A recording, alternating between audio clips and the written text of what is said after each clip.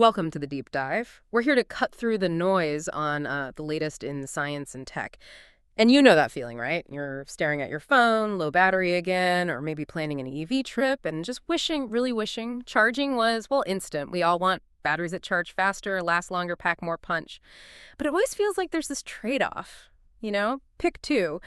Fast charging seems to mean shorter battery life, maybe less energy density, but what if?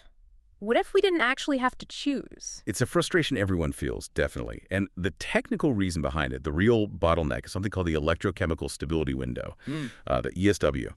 Think of it like a speed limit for your battery, or maybe a safe operating zone.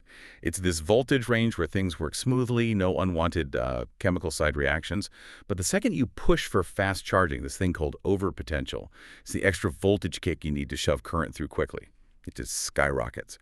And that's the core issue. It often blasts right past that fixed ESW limit, and that causes those damaging side reactions that, well, degrade your battery over time. Okay, so those side reactions, they're not just annoying, they're actively harming the battery's health and efficiency. Engineers have been trying to get around this for ages, but a lot of the current fixes mean less energy density, less power for the size, or they bring, other problems. But what if the battery could, get smarter while it charges? What if the chemistry inside could dynamically adapt to handle that fast charge instead of just, taking the hit? So today, that's exactly what we're diving into, this really groundbreaking idea of self-adaptive electrolytes. Imagine a battery that basically tailors its own protection moment by moment.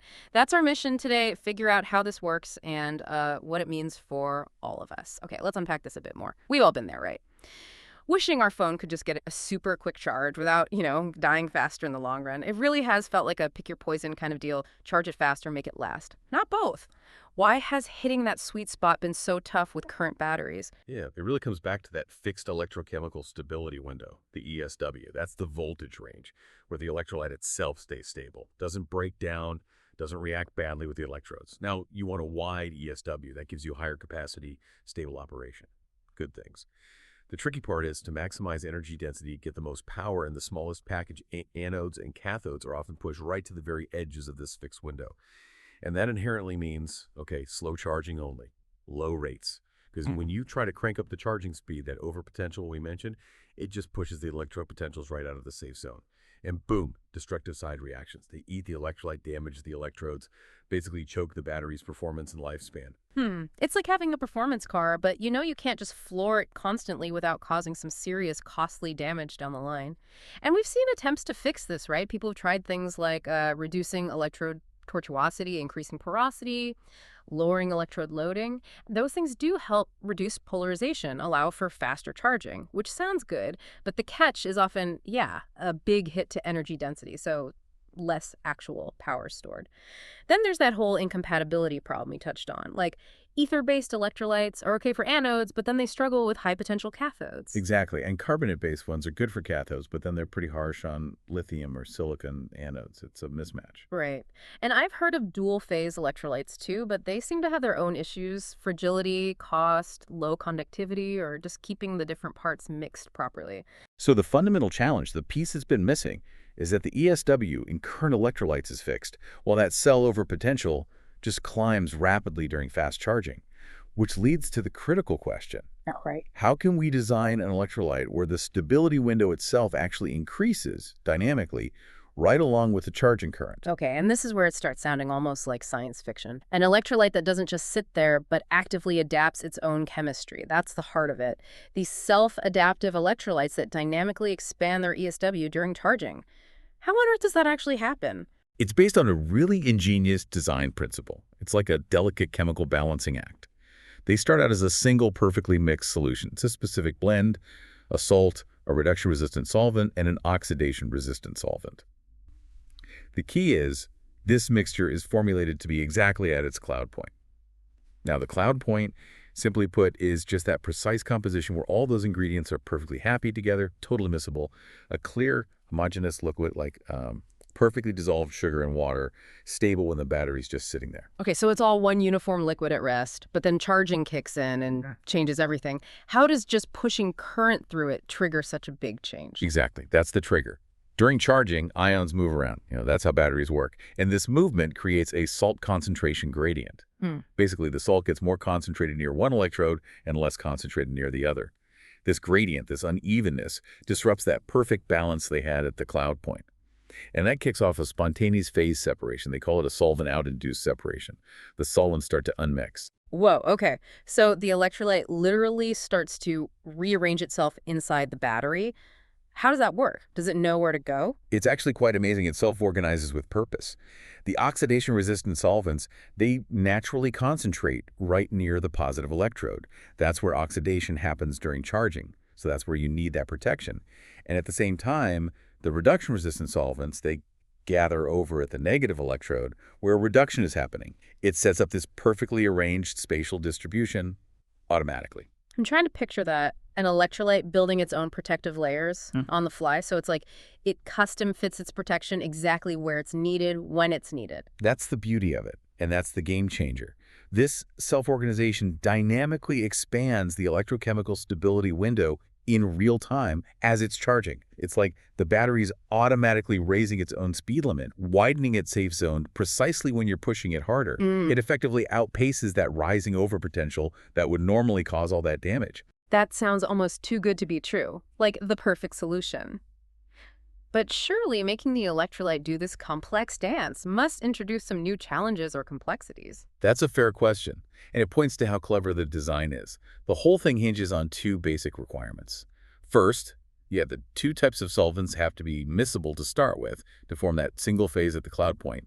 And second, crucially, they needed to have different affinities for the salt. One solvent likes the salt more than the other, essentially. That difference is what drives the separation when the salt concentration changes. If they both like the salt equally, well, nothing much would happen. So the complexity was finding that perfect combination, the right salt and the right pair of solvents with just the right properties. Okay, theory sounds amazing, but proof is in the pudding, right? How do they actually show this works in a real battery? You mentioned the zinc-metal battery proof of concept. Right, for the zinc metal system, they were really meticulous about materials. For solvents, they picked water-miscible organics like acetonitrile, ACN, and tetrahydrofuran, THF. These have better cathodic stability than plain water. They looked for things like a high dipole moment for water miscibility and also a moderate donor number that influences how much they tend to gather at the negative electrode, for that self-organization. Then for the salts, they screened, I think, 21 different anions, and they found that anions with a moderate ionic potential, like sulfate, were key. These gave the right balance, good solubility, but also strong hydration. That helps push the ACN out, induces the solvent out effect. It follows known principles like Hofmeister trends about how ions behave in solution. And the exact ratio of water to the co-solvent, like ACN, was critical too. They mapped it out in phase diagrams, showing the ACN fraction needed to be above about 0.1 for this to work. So they built these batteries with this precisely tuned electrolyte, but how do you, see this phase separation happening inside a sealed battery? You can't just crack it open and look, can you? Hey, no, definitely not while it's running. They used some pretty clever visualization tricks. They added a special cyan-colored dye, IR780. This dye dissolves in the ACN solvent, but not in the water. So during charging, they could actually observe the area near the negative electrode where the zinc deposits get gradually darker. That darkening was the visual proof that ACN was concentrating there, and the positive side got lighter, meaning water was concentrating there. When they ran controls with standard electrolytes, you didn't see that kind of color shift at all. Really compelling visual evidence. That's brilliant, watching the battery change color as it protects itself. But okay, seeing is believing, but what about hard numbers? Did they get quantitative proof this was happening? Absolutely. For the quantitative side, they used nuclear magnetic resonance spectroscopy, NMR. They carefully took samples from near each electrode at different current densities, different charging speeds, and the NMR data confirmed it. The acetonitrile content definitely increased at the negative electrode, the zinc deposition side, and decreased at the positive side as they pushed the current higher. It directly verified that the amount of separation scales with the charging rate. The harder you charge, the more it separates and protects. Okay, so this isn't just some interesting side effect, it's doing real work. You mentioned it suppresses the hydrogen evolution reaction, HER. For those of us listening, why is HER such a headache in zinc batteries? Yeah, that's a critical question. HR is a major problem. It happens on the zinc anode, the negative electrode. It consumes protons from the water, which makes the local pH shoot up. You get more alkaline right near the surface. This high pH then causes this unwanted stuff, zinc hydroxysulfate hydrate, to precipitate out and deposit onto the electrode. This gunk basically clogs things up. It increases mass transfer resistance, makes it harder for ions to move. It severely degrades the battery's performance and how long it lasts. It's like plaque building up in an artery. And the clever part here is that by concentrating the ACN near the anode, it disrupts the water structure, pushes water away, and that directly helps suppress this hydrogen evolution. Okay, so it actively fights off this damaging side reaction. And how did it actually perform against her compared to regular electrolytes? Well, normally, HR gets worse the faster you charge, more current, more unwanted hydrogen.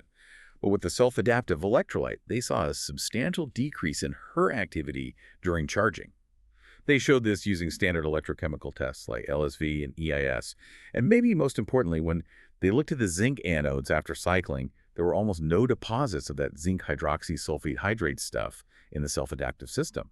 Whereas in the control batteries using conventional electrolytes, those anodes were covered in it. So it clearly stops that damaging buildup. So the bottom line, what does this mean for actual battery performance? We've gone deep into the chemistry, but what improvements would we actually see?